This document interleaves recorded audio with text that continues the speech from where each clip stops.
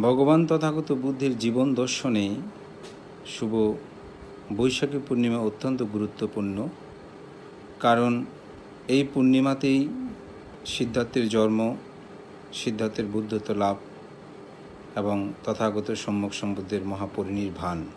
ভগবান তথাগত বুদ্ধের সমগ্র জীবন দর্শনটাই আসলে বুদ্ধ পূর্ণিমায় আলোচনা বিধিও, কারণ তিনটি ঘটনাই এই পূর্ণিমাতে সংঘটিত হয়েছে এবং এটি অত্যন্ত গুরুত্ববহ। ভগবান তথাগত সম্যক সম্বুদ্ধের জীবন দর্শনে আমরা তিনটি নিধানে এটাকে বিভক্ত করা হয়: দূর নিদান, সন্তোক নিদান এবং অবিদূর নিদান। দীপঙ্কর বুদ্ধের পাদমূলে পতিত হয়ে তথাগত বুদ্ধ যে বুদ্ধত্ব প্রার্থনা করেছিলেন এবং দীপঙ্কর বুদ্ধ যে বর প্রদান করেছিলেন এবং ঘোষণা করেছিলেন যে তিনি চারি অসংখ্য লক্ষাধিক কল্প পারমের সম্ভার পূরণ করে তিনি বুদ্ধ হবেন, সেই সময় থেকে তিনি চারি অসংখ্য লক্ষাধিক কল্প পারমের সম্ভার পূরণ করে যখন তিনি তুষিত স্বর্গের মধ্যে অবস্থান করছিলেন সন্তোষ দেবপুত্র নামে, এই তৎসময় পর্যন্ত সময়টাকে বলা হয় আসলে সন্তিক নিদান এবং এটাকে বলা হয় দূর নিদান। সন্তোষ দেবপুত্র থেকে যখন তিনি ধরা নামে অবতীর্ণ হলেন, অর্থাৎ মহামায়ার গর্ভে তিনি প্রতিসন্ধি গ্রহণ করলেন, সেটাকে বলা হয় অবিদূর নিদান। আবার তিনি মাতৃগর্ভে প্রতিসন্ধি গ্রহণের পর থেকে শুরু করে বুদ্ধত্ব লাভের পূর্বক্ষণ পর্যন্ত সময়ে এটাকে বলা হয় সন্তিক নিদান এবং বুদ্ধত্ব লাভ পর্যন্ত। এটাকে তিনটি ভাবে মূলত দূর নিদান, অবিদূর নিদান এবং সন্তিক নিদান, এই তিনটি নিদানেই তথাগত বুদ্ধের জীবন দর্শন। তো আপনারা জানেন, ভারতবর্ষে তৎকালীন সময়ে আজ থেকে ২,৫০০ বছরের অধিককাল পূর্বে ১৬টি জনপদে বিভক্ত ছিল। অর্থাৎ এখানে ১৬টা রাজ্য কিন্তু স্বাধীনভাবে তারা বসবাস করত, রাজত্ব করত। তার মধ্যে কপিলবস্তু নামক যে রাজ্য, এটা একটি আলাদা, এই ১৬টি জনপদের মধ্যে একটি জনপদ, এবং তার পাশে দেবদহ নামক আরেকটি জনপদ ছিল। কপিলবস্তু রাজ্যের রাজা ছিলেন রাজা শুদ্ধোদন এবং তার সহধর্মিণী ছিলেন মহামায়া। তাদের সুখের সংসার জীবন অতিবাহিত হচ্ছিল, কিন্তু তাদের কোনো সন্তানাদি ছিল না। প্রায়তম সময় তারা সাধনা করত একজন সন্তানের জন্য। এভাবেই সাধনা করতে করতে আষাঢ়ী পূর্ণিমা তিথিতে তিনি একটি স্বপ্নদৃশ্য হলেন, যেটির আমি বর্ণনায় যেতে চাচ্ছি না, আপনারা সকলে জানেন।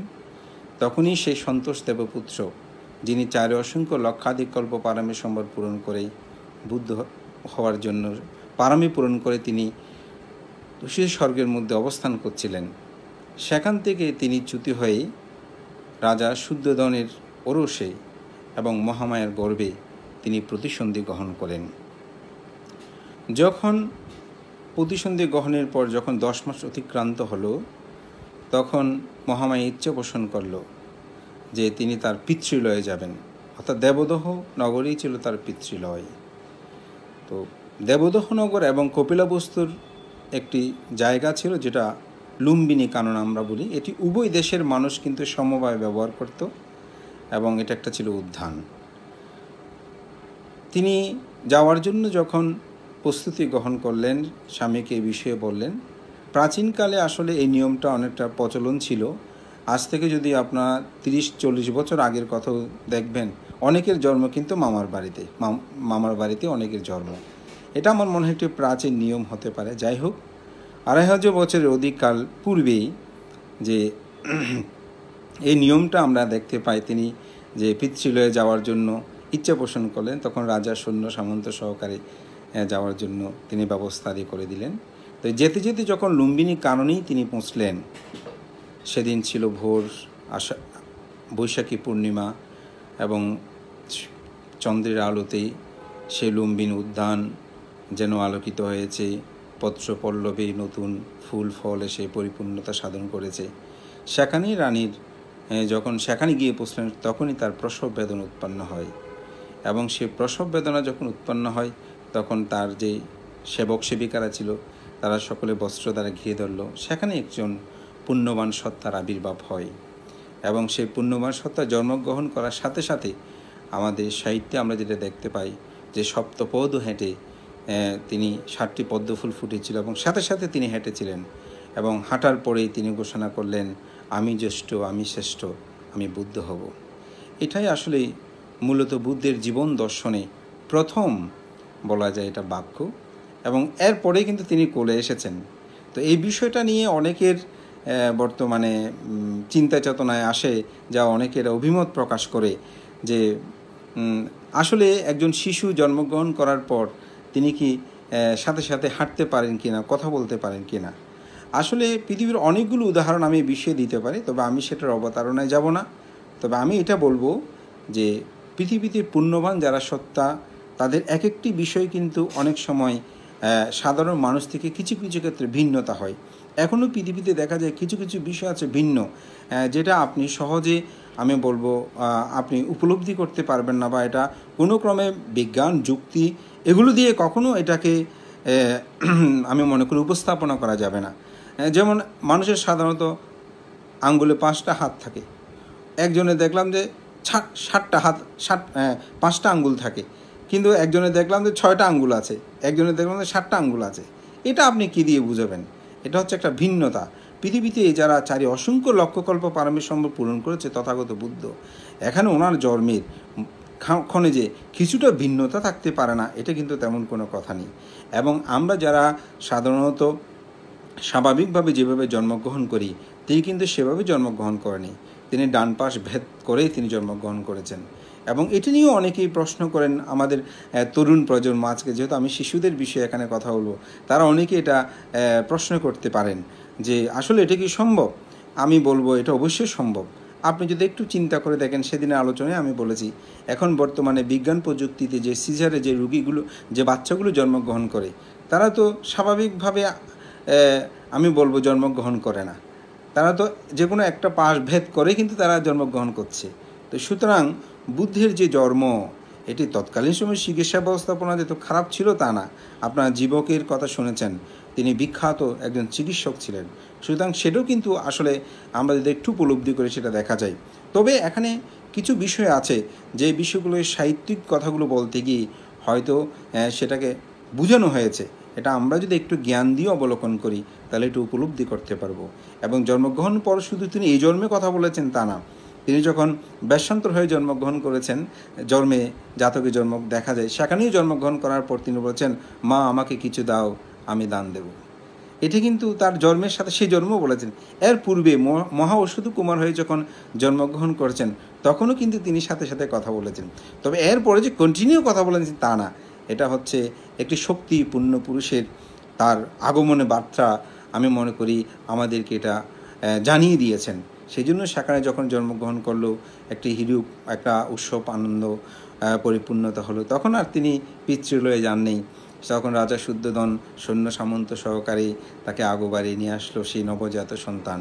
এবং যেদিন তিনি এই জন্মগ্রহণ করেছিলেন সেদিন হলো শুভ বৈশাখী পূর্ণিমা, আমরা যাকে বুদ্ধ পূর্ণিমা বলি। ভগবান তথাগত বুদ্ধের জীবন দর্শনে আমরা সেটা দেখতে পাই। তিনি যখন জন্মগ্রহণ করলেন সেখানে তাকে নিয়ে গণনা করা হলো, অনেকে অনেক কথা বলল, সেখানে ব্রাহ্মণদের আগমন ঘটল। কেউ বলছেন এই পুত্রকে লাভ করার পরে আমরা দেখতে পাই যে সেখানে অনেকেই অনেক ধরনের চিন্তা চেতনার কারণে বহু কথা সেখানে উপস্থাপিত হয়েছে। আমি মূল আলোচনা এবং প্রশ্ন উত্তরে যাওয়ার জন্য আসলে আমি সর্ববিষয়ে অবতারণা করছি না।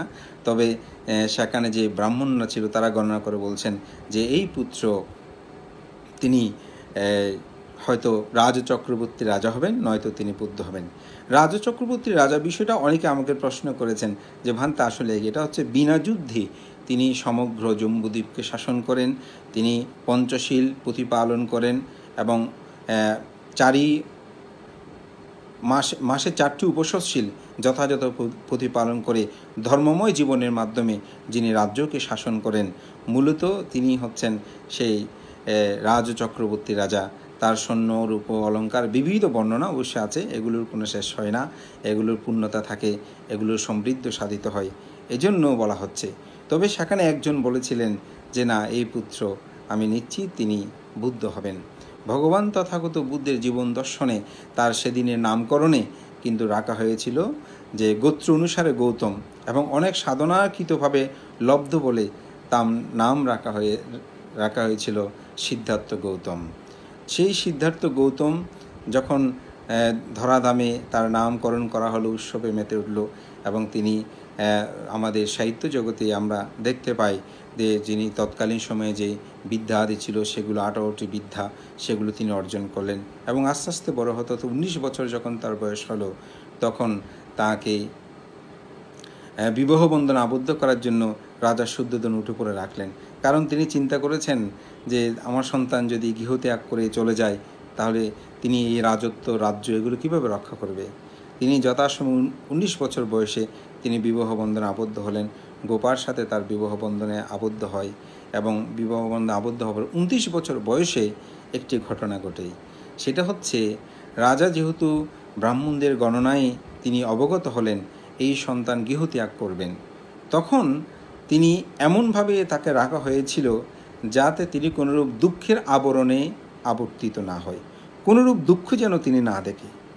যার কারণে 29 বছর বয়সে তিনি যখন রাহুলেরও জন্ম হলো, তিনি একদিন তার যে সারথী ছন্দককে নিয়ে তিনি একদিন নগর পরিভ্রমণে বের হলেন, এবং বের হয়ে তিনি সাধারণত যে পথ দিয়ে যায় সেদিকে না গিয়ে একদিন ভিন্ন পথে তিনি চলে গেলেন, এবং ভিন্ন পথে গিয়েই তিনি প্রথম দর্শন করলেন যে একজন জরাগ্রস্ত ব্যক্তি, বৃদ্ধ।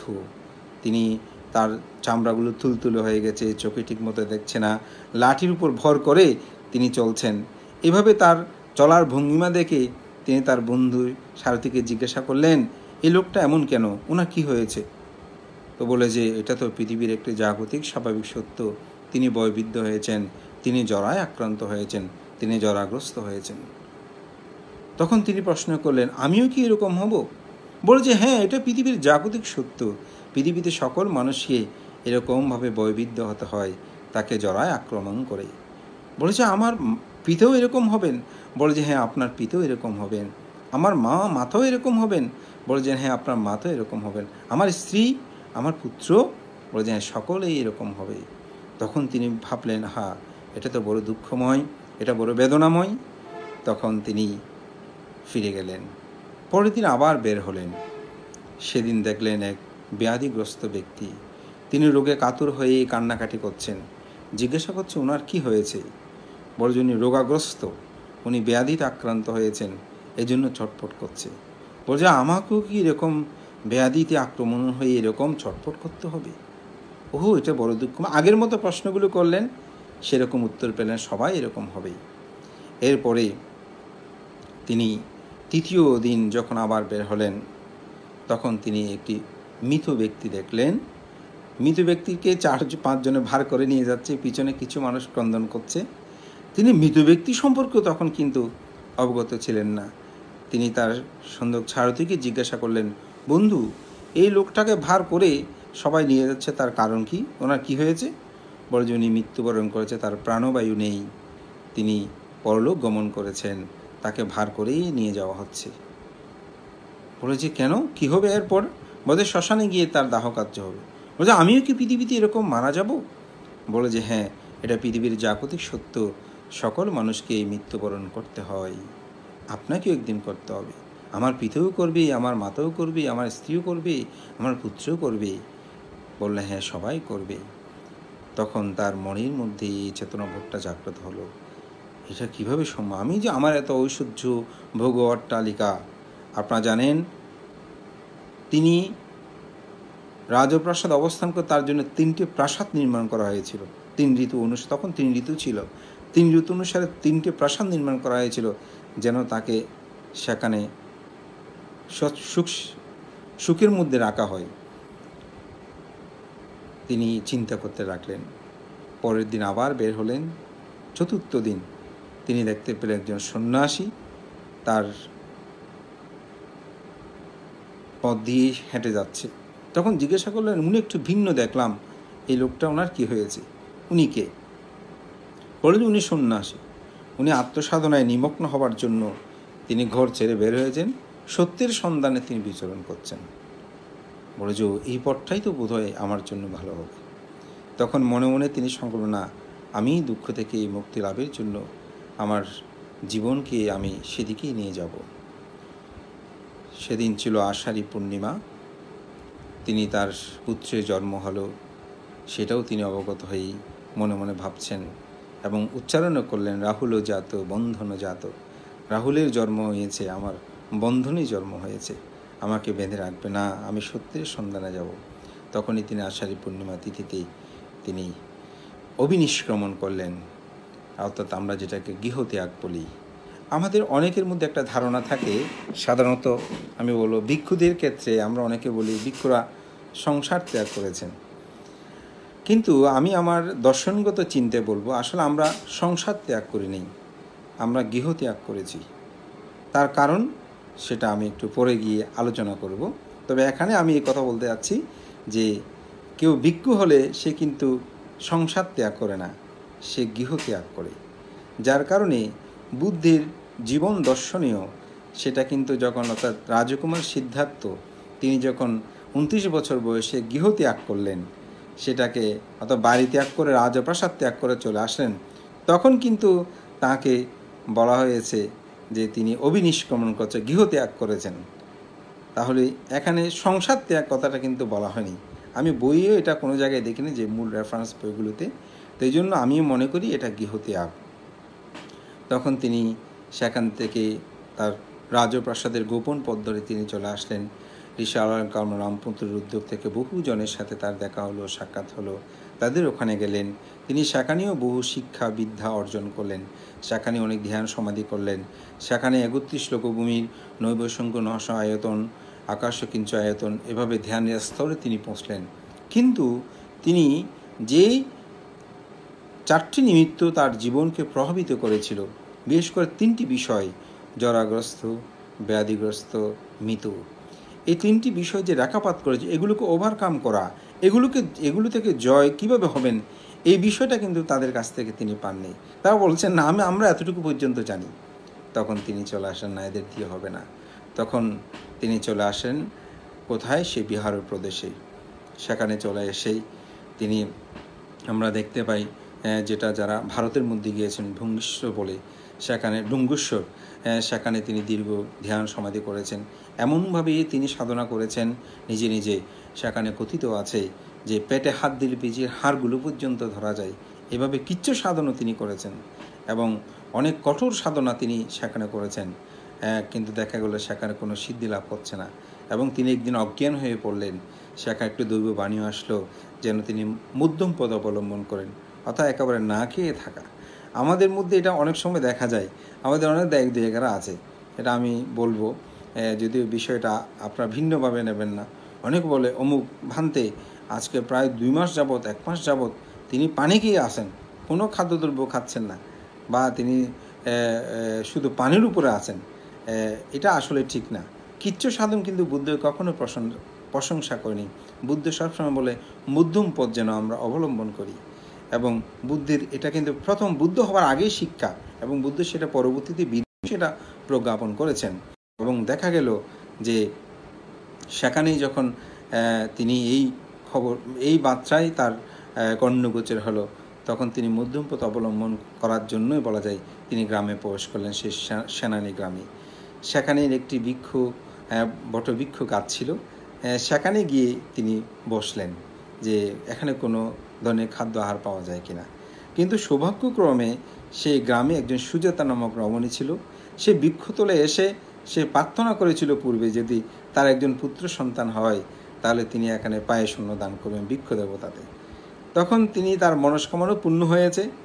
আমি বলবো এটা বা কাকতালীয়ভাবে হোক, যেভাবে হোক, সেখানে তার সখী সাথীদের, সেবিকাদের যখন পাঠালো, বলে যে একটু পরিষ্কার পরিচ্ছন্ন করে দিয়ে আসো, ওখানে যাতে বৃক্ষ দেবতা আসে, আমি তাকে পায়স দান করব।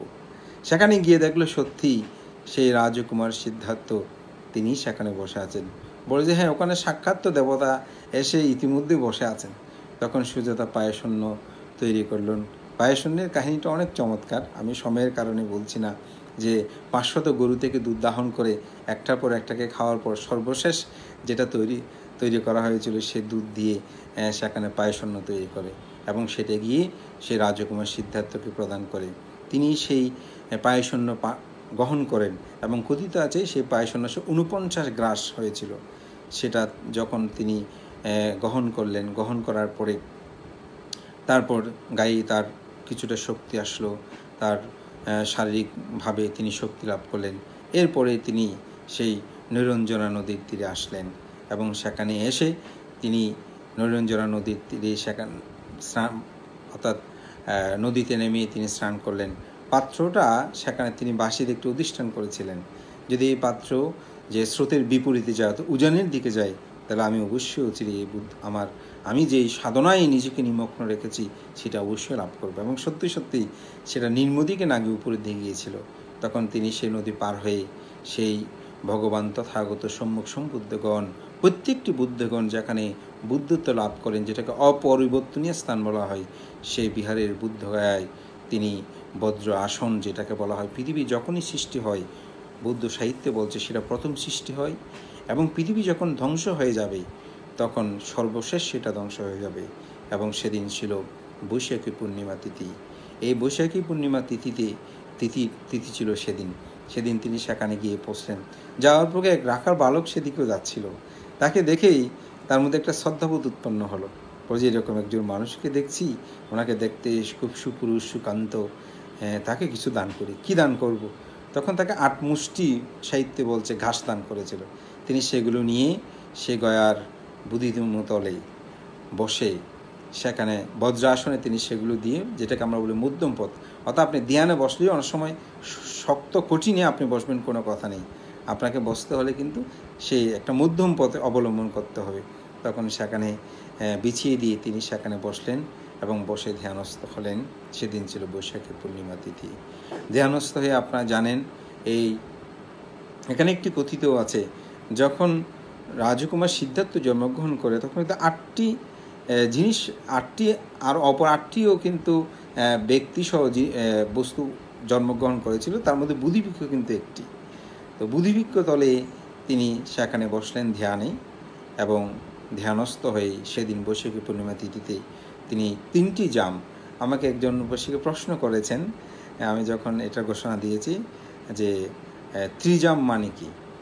ত্রিজাম মানে হচ্ছে আসলে আমাদের জীবনের যে 12 ঘন্টা রাত্রি, সেটাকে 4 ঘন্টা করে করে ভাগ করা হয়।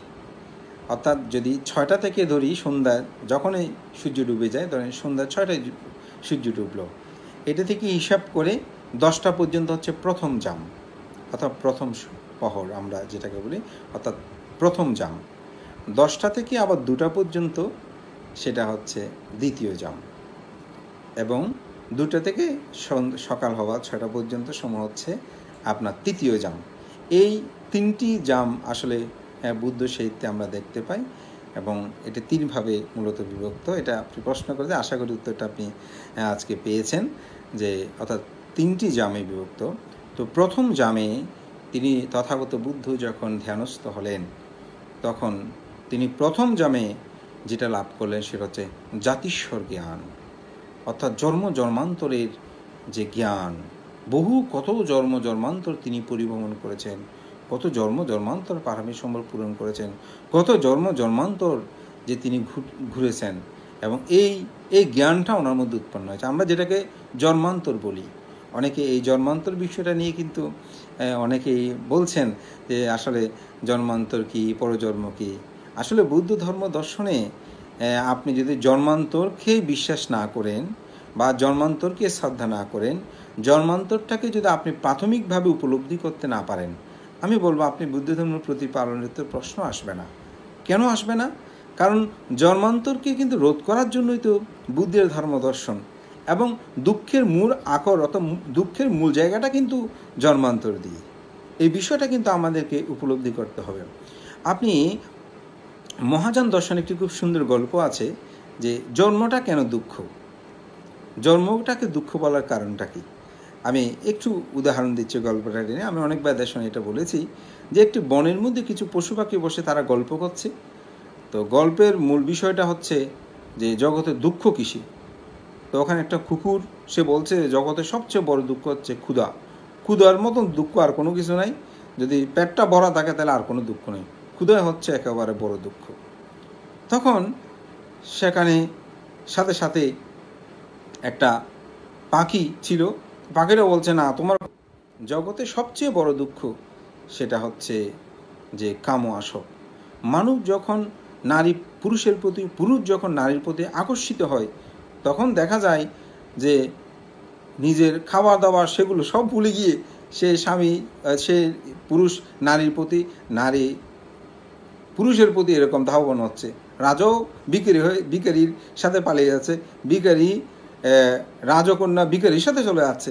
সুতরাং কাম আসক্ত ক্ষুধার চেয়ে অত্যবিত্ত প্রাচুর্য, ক্ষুধা চেয়ে বড় দুঃখ হচ্ছে কাম আসক্ত। সুতরাং পাখি সে কথা বলল। তখন সেখানে একটা সাপ ছিল, তো সাপ বলছে না, আমি সেটা মানি না।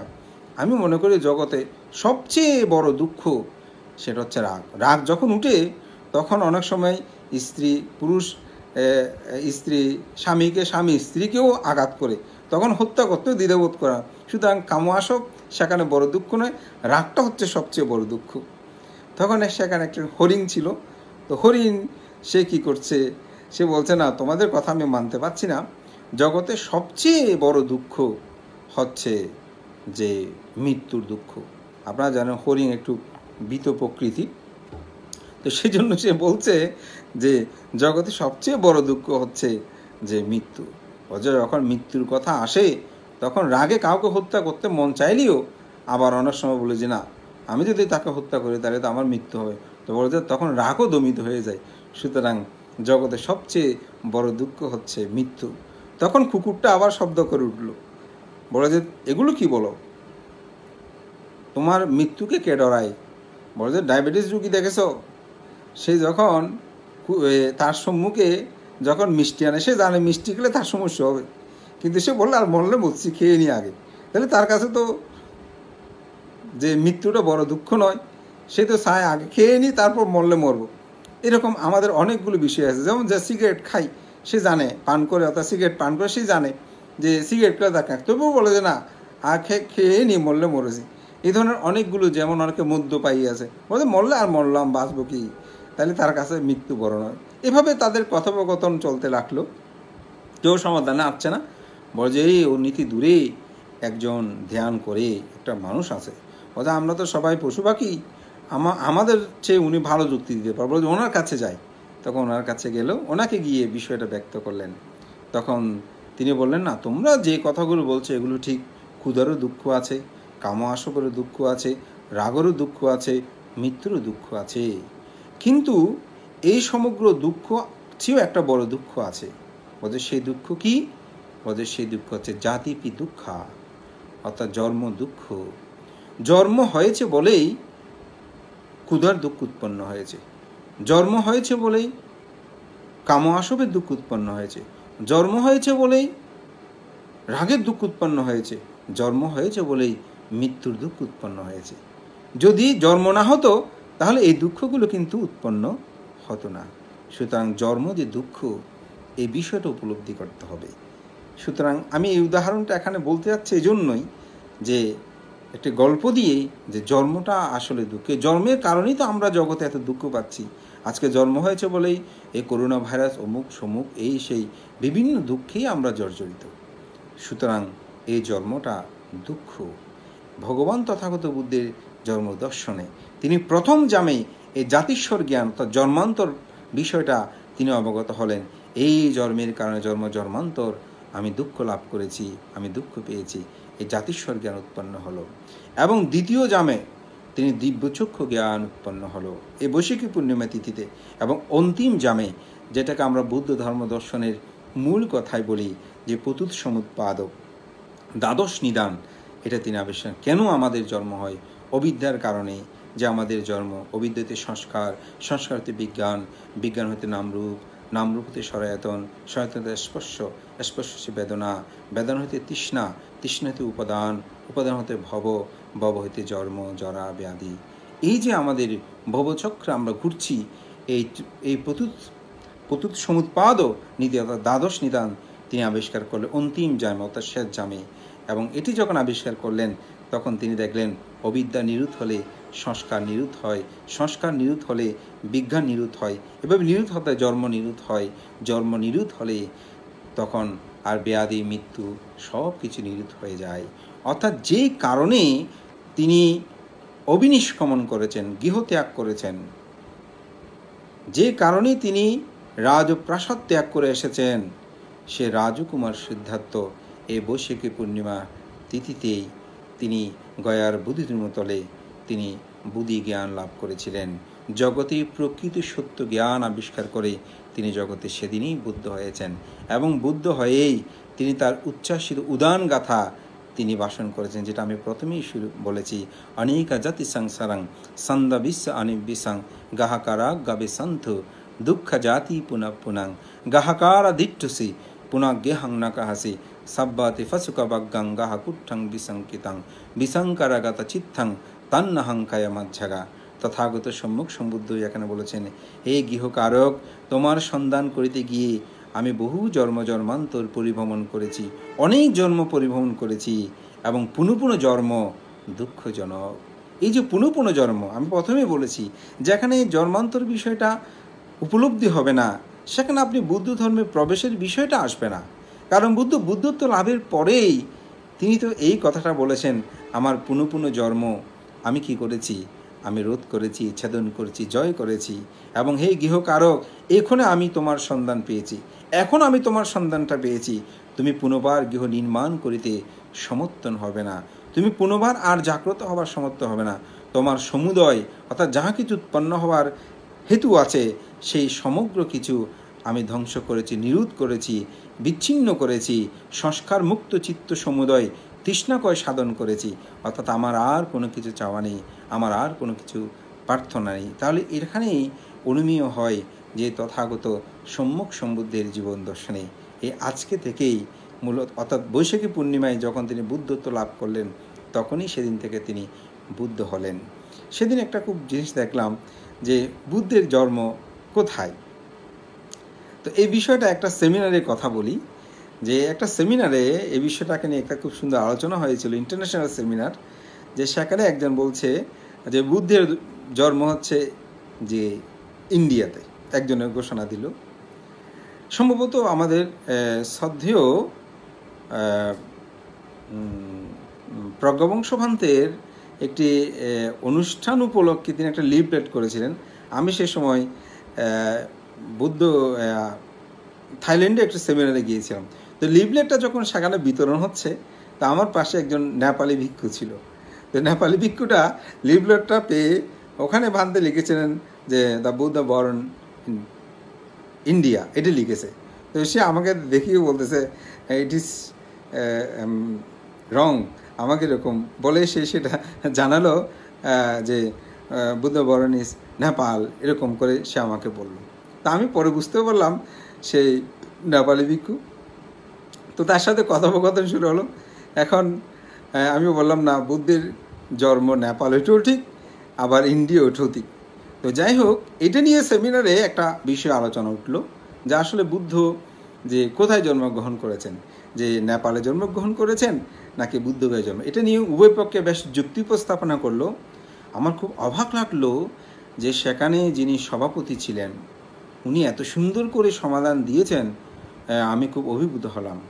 তো তিনি উত্তরে বললেন যে বুদ্ধ যে গৌতম সিদ্ধার্থর যে জন্ম, অর্থাৎ বুদ্ধের জন্ম, গৌতম বুদ্ধের যে ধর্ম, সেটা যদি নেপাল বলেন সেটাও সঠিক হবে, আর যদি ইন্ডিয়া বলেন সেটাও সঠিক হবে।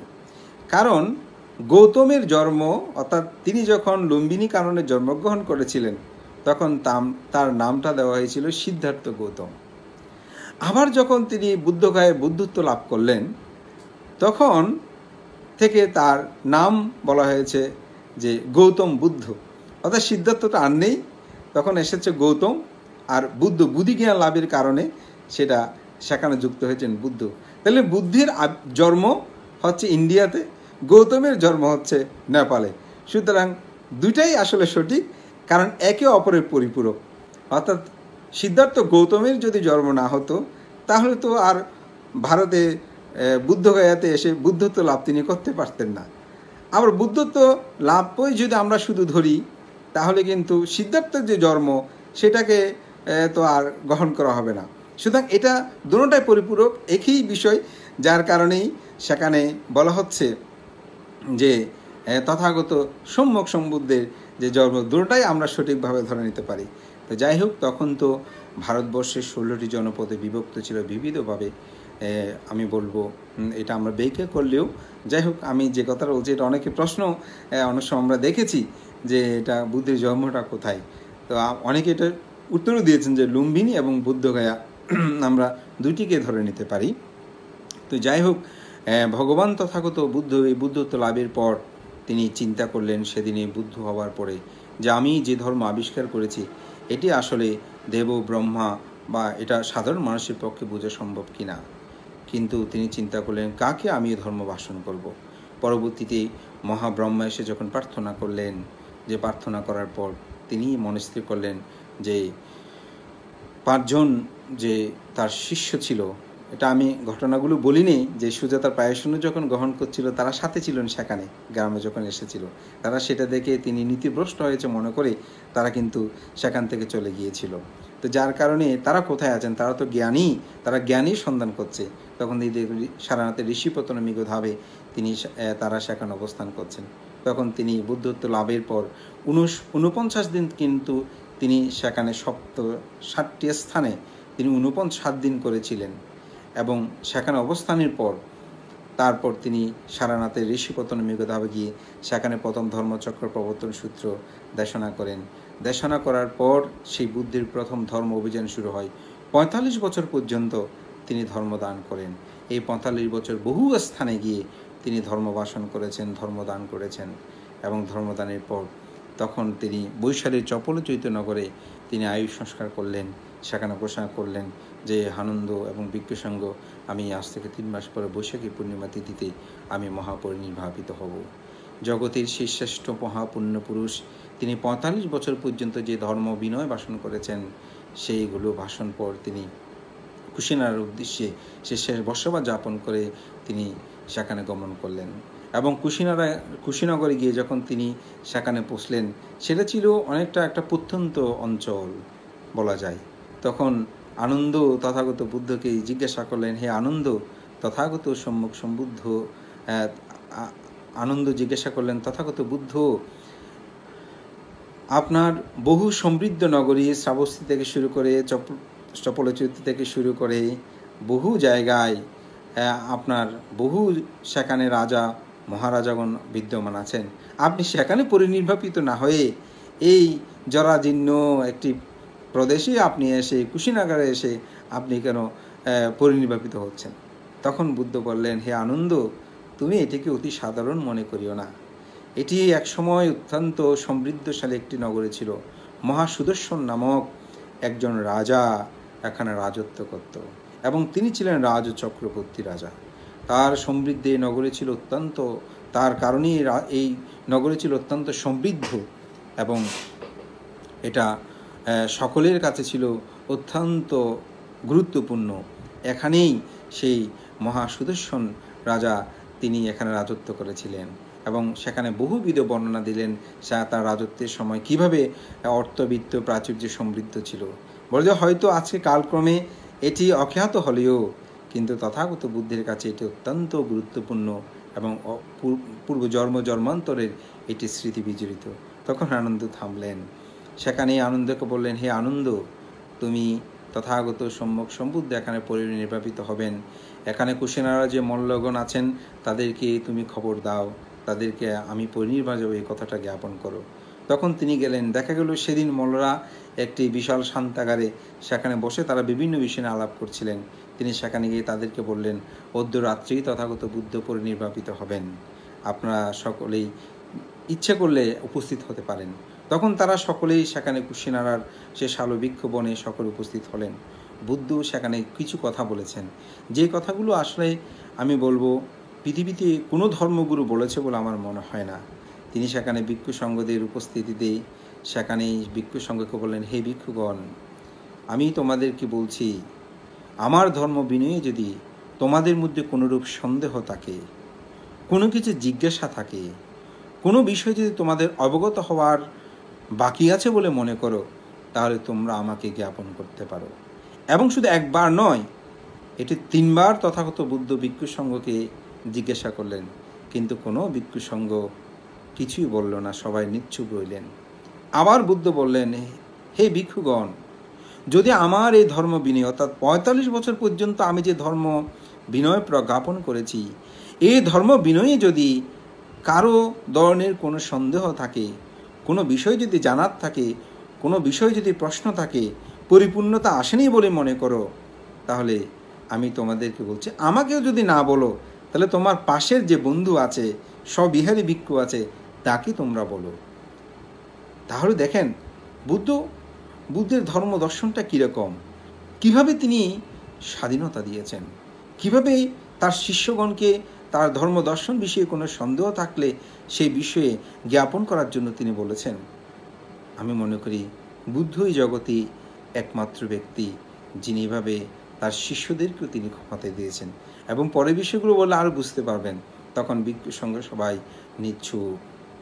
বুদ্ধ বললেন, আনন্দ বললেন, তথাগত বুদ্ধ, আপনার ধর্ম বিনয়ের কারো কোনো সন্দেহ নেই, সবাই তো নিচ্ছুপ রয়েছেন, কেউ কোনো কথা বলছে না। তখন বুদ্ধ বললেন, হে আনন্দ, এটি তোমাকে বলতে হবে না, আমি জানি। কারণ আমি যাদের সম্মুখে এই কথা বলছি, এখানে যে ভিক্ষু সংঘ আছেন, সকলেই কিন্তু মার্গ জ্ঞানে উপনীত। যিনি একেবারে বেশি কিছু অর্জন করে নাই, সেও শ্রোতাপত্তি লাভী। অর্থাৎ আনন্দ, ওখানে যত ভিক্ষু আছেন সকলে কিন্তু অরহৎ, সর্বভিজ্ঞ অরহৎ। শুধু আনন্দ একজনেই ছিল যে শুধুমাত্র শ্রোতাপত্তি লাভী। সেজন্য বুদ্ধ বলছেন, এখানে সর্বকনিষ্ঠ যে, সেও শ্রোতাপত্তি লাভী, অর্থাৎ আনন্দ সে শ্রোতাপত্তি লাভী। কি অদ্ভুত বুদ্ধির এই মহাধর্ম। তখন বুদ্ধ সেখানে বললেন, হে ভিক্ষুগণ, আমি সঙ্ঘকে এই কথা বলছি, যদি সঙ্ঘ চায় তাহলে বুদ্ধের ক্ষুদ্র অনুক্ষুদ্র শিলসমূহ পরিবর্ধন করতে পারবে। অর্থাৎ ভিক্ষুদের কিছু বিনয় যে 227 শিল, তার মধ্যে সব শিল নয়, এখানে শিলগুলোকে বিভাজন করা হয়েছে। তার মধ্যে কিছু ক্ষুদ্র ক্ষুদ্র শিল আছে, সেই শিলগুলো চাইলে ভিক্ষুগণ পরিবর্ধন করতে পারে। সঙ্ঘকে ক্ষমতা দিয়েছেন তথাগত বুদ্ধ। সঙ্ঘ চাইলে, এই জন্য ভিক্ষু হোক গৃহী হোক, আমি বলবো সঙ্ঘের প্রতি সবসময় শ্রদ্ধা রাখবেন। আমি লোকজিৎ ভিক্ষু, ভালো মন্দ আপনি দুর্নাম করেন, অসুবিধা নেই, আমার ভুল থাকলে সেটা বলেন, কোনো সমস্যা নেই। আবার বলবেন কিভাবে, এটাও একটু বলি। আমরা অনেকে দেখি সবসময় যেটা সেটা এলে ফেসবুকে ওখানে এটা লিখে দিই, এটা কিন্তু আপনি স্বধর্মের পরিহানি করছেন। আপনি সে ভিক্ষুকে বলবেন, সে ভিক্ষুকে গিয়ে বলেন হাত জোর করে, ভান্তা আপনি এটা ভুল করছেন। এটা হচ্ছে কিন্তু শ্রদ্ধাবানের লক্ষণ। তো আমি মনে করি যে সঙ্ঘের প্রতি শ্রদ্ধা, অনেক সময় আজকাল ভিক্ষু সংঘরা সবাই এরকম হয়ে গেছে। এই যে আপনি ভিক্ষু সংঘদের সবাইকে বলছেন, এর দ্বারা কিন্তু আপনি মহা অকুশল সৃষ্টি করছেন, মহাপাপ সৃষ্টি করছেন। পৃথিবীতে যত যে ক্ষমতাবান হোক না কেন, সঙ্ঘের প্রতি কেউ যদি অশ্রদ্ধা, অসম্মান ও গৌরব প্রদর্শন করে, আমি বলবো সেই কোনোদিন তার নিজের জীবনকে পরিপূর্ণতা সাধন করতে পারবে না। কারণ বুদ্ধ যেখানে দেখেন সঙ্ঘর প্রতি কীরকম তিনি অধিকার দিয়েছেন, শক্তি দিয়েছেন, ক্ষমতা দিয়েছেন, যে সঙ্ঘ চাইলেই এই ক্ষুদ্র বিনয়গুলো পরিবর্তন করতে পারে। তখন সেখানে নিচ্ছুপ। ইতিমধ্যেই একজন পরিব্রাজক, যার নাম ছিল সুভদ্র, সেই কি করেছে, বুদ্ধ যে পরিনির্বাপিত হচ্ছেন এই খবরটা তার জ্ঞাত হলো। তখন তিনি ছুটে আসলেন, আমি বিস্তারিত বলছি না।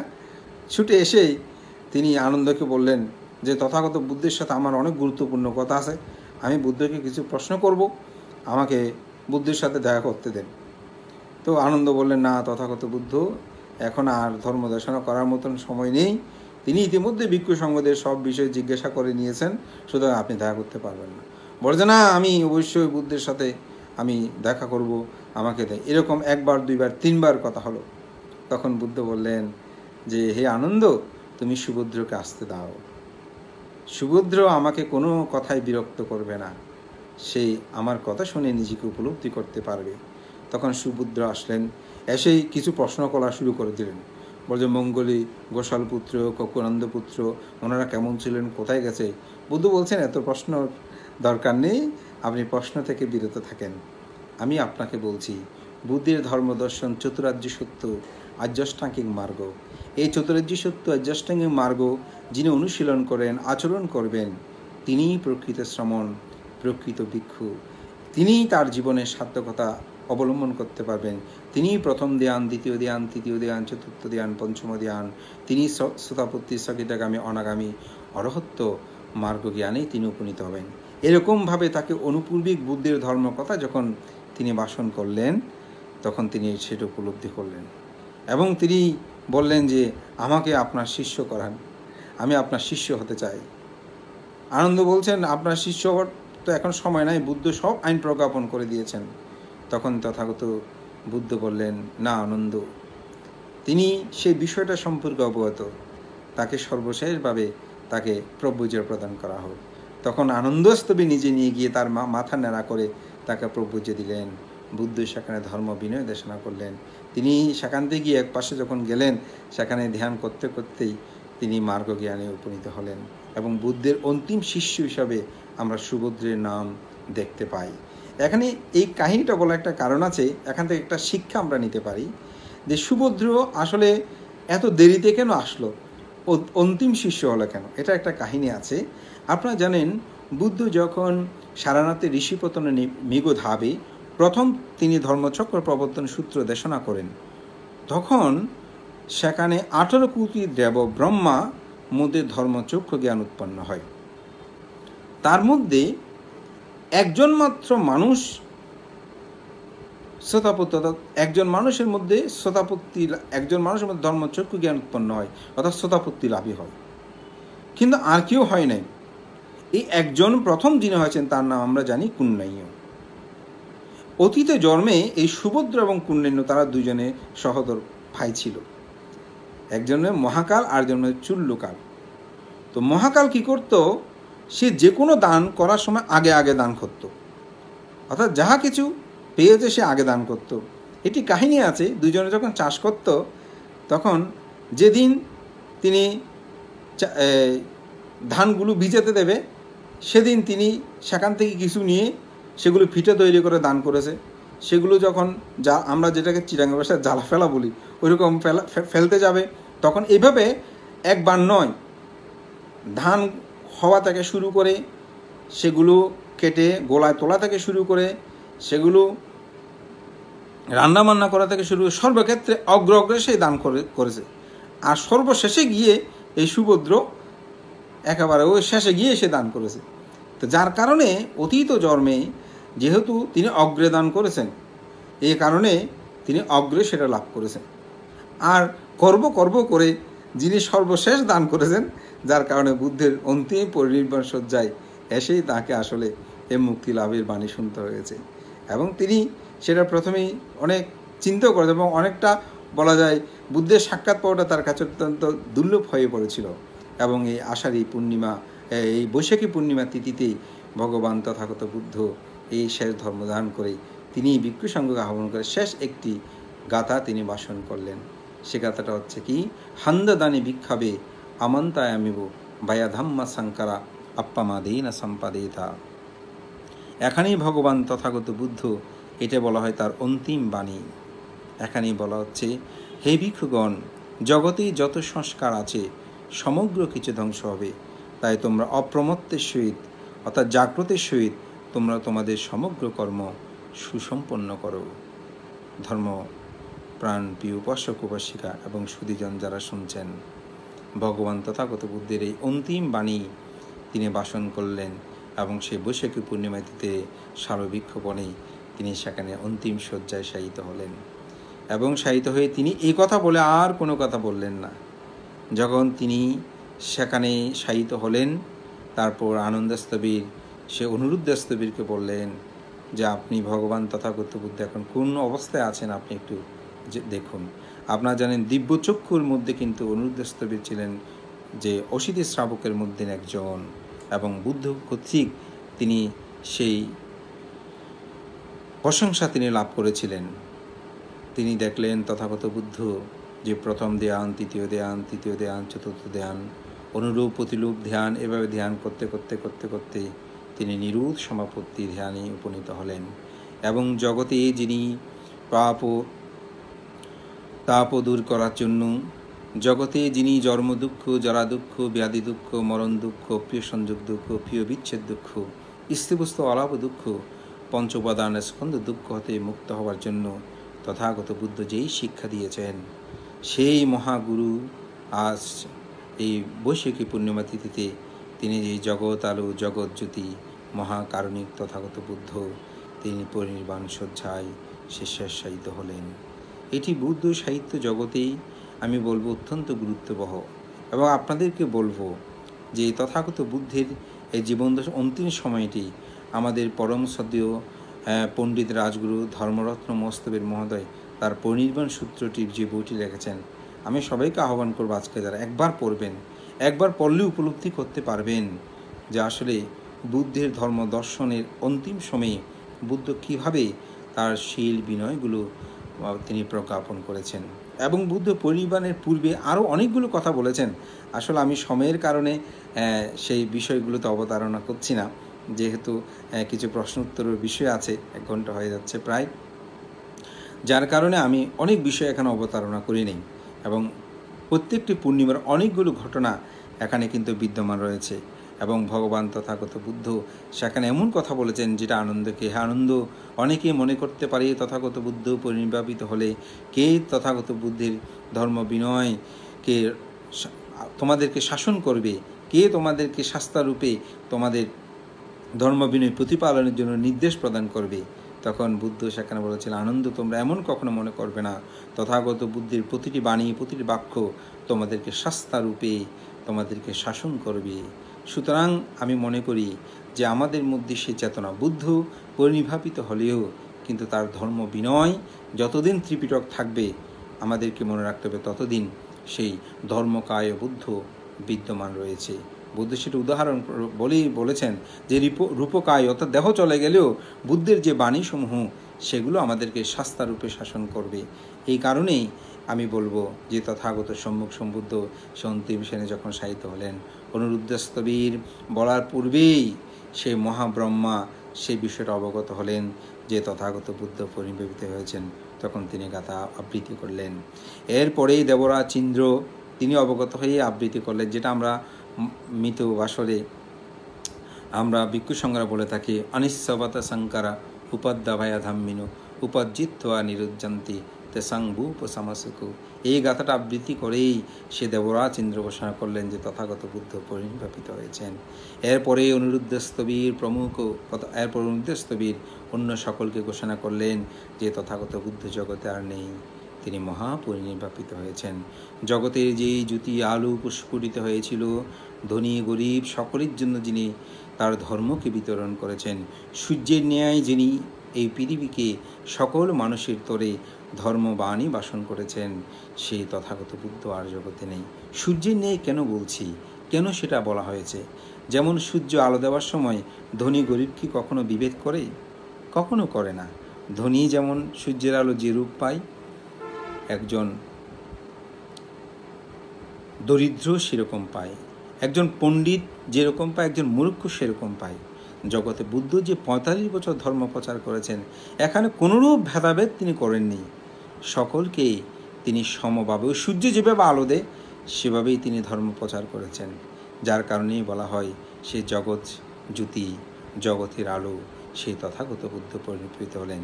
সেদিন ছিল এই বৈশাখী পূর্ণিমা তিথি, যার কারণে এই ত্রিস্মৃতি বিজড়িত শুভ বৈশাখী পূর্ণিমা, যেটি পরবর্তীতে এই পূর্ণিমাটাকে বুদ্ধ পূর্ণিমাও বলা হয়। বর্তমানে বাংলাদেশে সরকারিভাবে আমরা বুদ্ধ পূর্ণিমা, ইন্টারন্যাশনালভাবে এটাকে বেশাক ডে বা বৈশাখী পূর্ণিমা হিসেবে আমরা জানি। ধর্মপ্রাণপ্রিয় উপাসক উপাসিকাবৃন্দ, আগামীকাল যেহেতু বৈশাখী পূর্ণিমা, তাই আমি আসলে বৈশাখী পূর্ণিমা সম্পর্কে যৎকিঞ্চিত আমার জ্ঞান দিয়ে আপনাদেরকে বলার জন্য চেষ্টা করেছি। এখানে অনেকগুলো বিষয় আসলে আছে, যে বিষয়গুলো হয়তো আলোচনা করতে গেলে দীর্ঘ সময়ের প্রয়োজন, তাই আমি দীর্ঘ সময় সেটা জ্ঞাপন করছি না। এবং সাথে সাথে